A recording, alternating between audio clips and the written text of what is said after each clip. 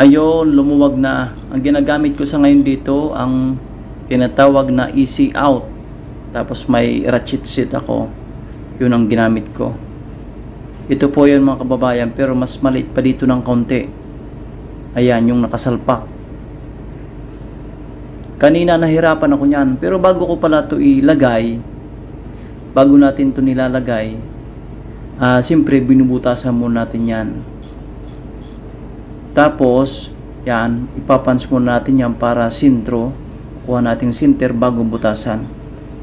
Tapos salpak natin itong yung easy out na ito. Tapos tanggalin na natin. Para mapabilis.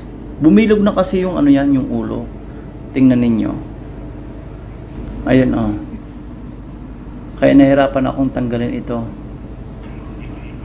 Oy, si Idam tumatawag. Si Chippy Idam tumatawag. Yan. Kung kailan pa last na bolt, saka pa ang hirap tanggalin. Sobra na kasi ang kalawang ng fan na ito. So bale, easy out ang napakadaling pangtanggal nito. Thank you very much for watching.